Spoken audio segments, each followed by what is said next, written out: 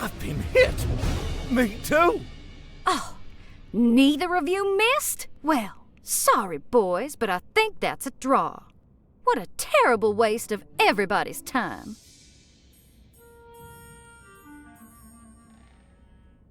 Miss LaRue, would you mind if I borrowed your parasol? Don't be silly, Murphy. It's a beautiful evening outside. Didn't you see the lightning? A parasol's to protect you from the sun, silly. Carry this out in a lightning storm and you might... Actually, go right ahead and take it. You have fun. The glint in her eye sent a shiver through me.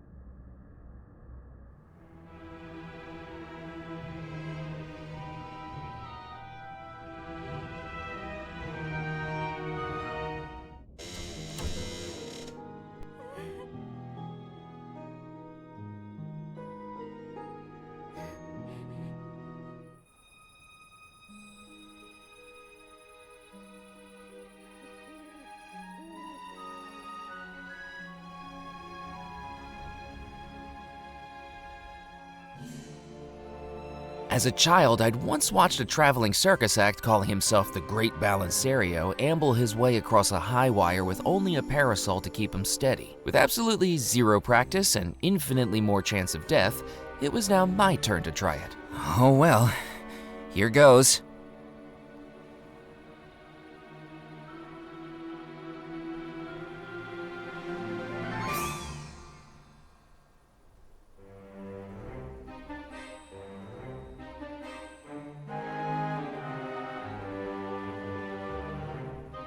Whoa, whoa, whoa, whoa!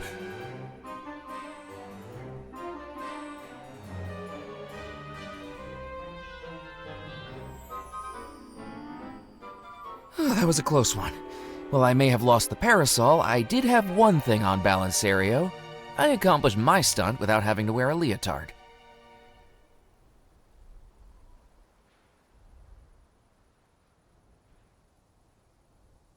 A piece of rusted drain pipe had detached from the roof. The drain pipe had twisted and now pointed straight up to the sky, empty of everything but moss.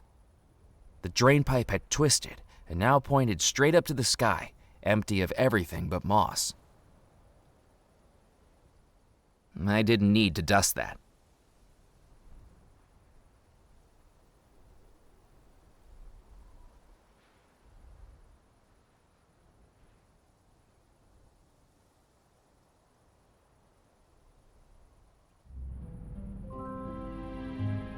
It was a marble bust. The face reminded me of a man I used to buy milk from. From the neck up, he looked like an Italian nobleman. From the neck down, he'd wear denim dungarees and nothing else. The face reminded from the neck up, from the neck down, he'd wear denim dungarees and nothing else. It probably wasn't the same guy. It was a storage trunk, left undisturbed for decades. I wouldn't say I have many phobias, but spiders are definitely one of them. And after hearing about the size of the spiders living in the bayou, I wasn't about to start touching the spider webs with my bare hands. A telescope was pointed out the open window, looking out over the bayou. It was a wooden globe, very clearly decaying from years of exposure to the moist Louisianan air. Using the feather duster, I began sweeping away the spiders and their webs from a relatively safe distance.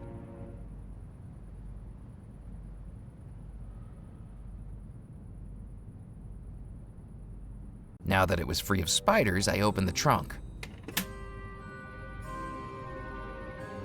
Searching through the trunk, I found blankets, bedding, tablecloths, and tucked up in the corner, a delicate lace veil.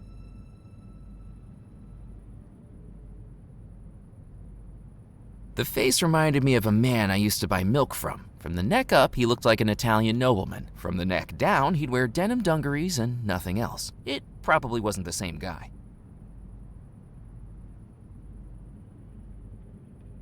Looking through the telescope, all I could see was a blur. I soon realized why. A telescope without a lens wasn't going to be much use. The globe looked more decorative than functional, like a chihuahua with a bow tie.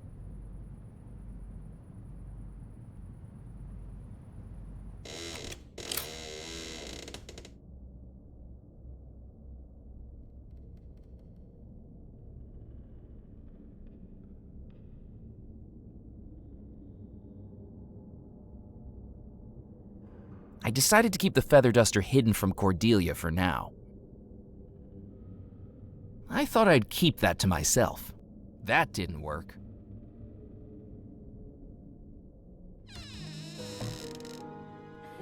I needed to place it on the dresser. I placed the veil on the dresser. There were 4 items left.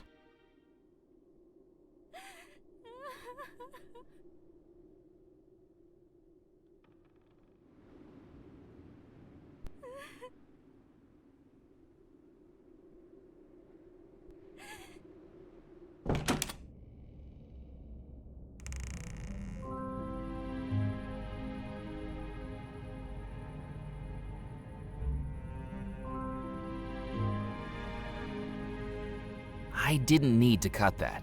I didn't need to cut that. I needed to think of something else. A piece of rusted drain pipe had detached from the roof.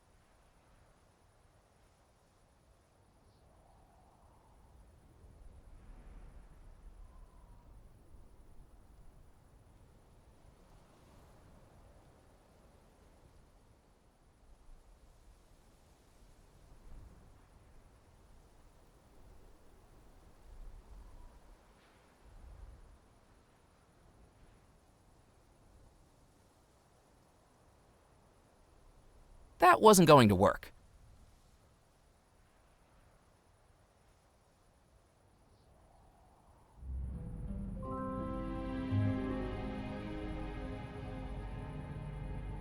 I wouldn't say I have many phobias, and after hearing about the size of the spiders living in the bayou,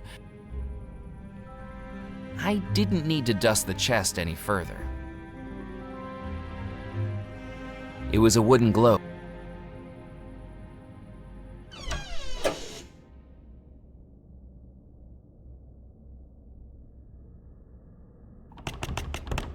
The door was locked.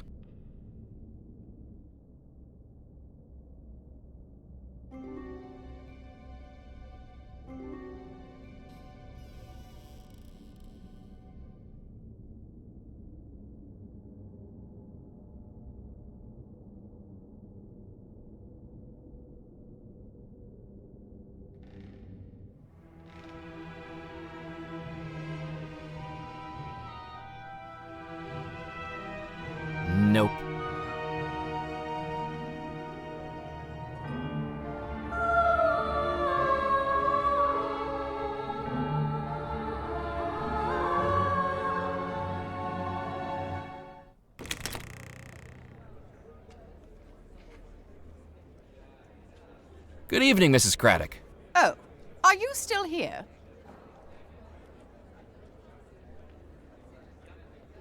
When you talk about sinners in the house, do you mean the parlor witch? Don't even mention her. Why the Belmores thought to bring her into this house is beyond me. Oh, thank goodness we have Father Foskett trapped with us to keep this house holy. Where is the parlor witch? Now don't go seeking her out. You'll only regret it. We barely ever see her, but she's up there in one of the locked rooms, tainting the entire household. I found some of her black candles one day, you know. Who knows what she did with them? Voodoo spells and magic rituals. I confiscated them and put them on top of the fuse box in the cellar. At least if there's a power surge, they can do some good for a change. I've heard Rackham deals in the occult as well. What poppycock! Mr. Rackham is a good, honest, hard-working man. The cure for the ailments of this house. The witch is why we are cursed to remain here. And it is why a good, honest marriage between Mr. Rackham and Miss Belmore will finally allow us to move on. Just as I wish to do with this entire subject of conversation. Thank you for your help. Goodbye.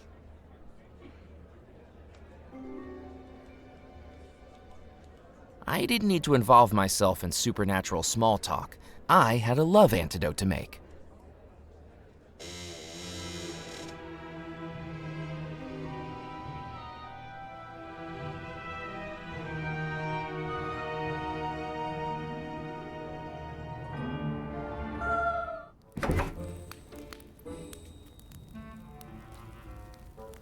I didn't think he'd be interested in that.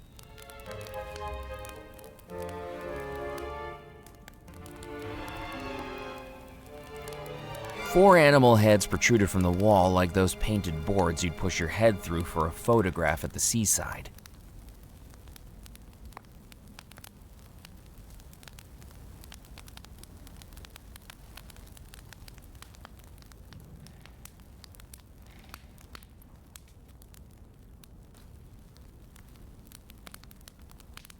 I didn't need to dust that.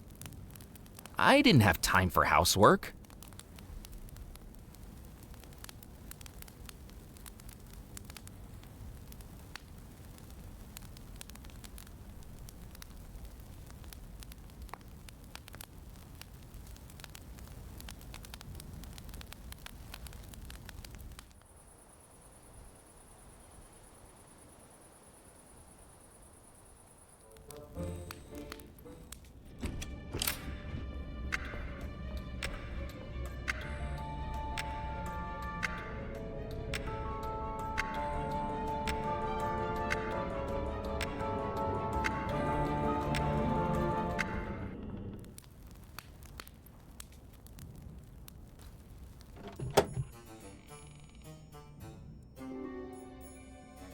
It was one of a pair of carvings positioned on either side of the room.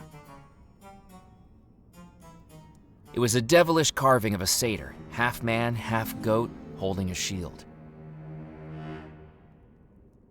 That didn't work.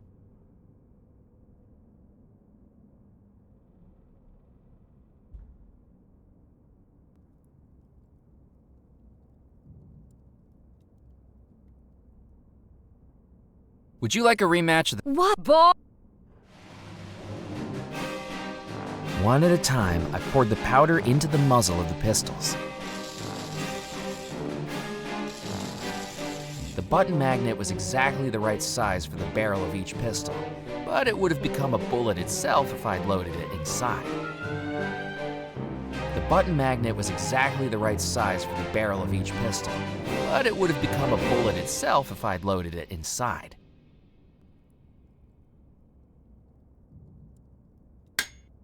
I then dropped the shot into each muzzle.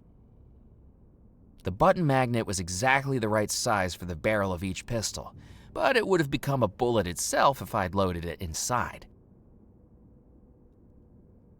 Nope. Without the twins catching on, I ran the button magnet across the mound of bullets and saw they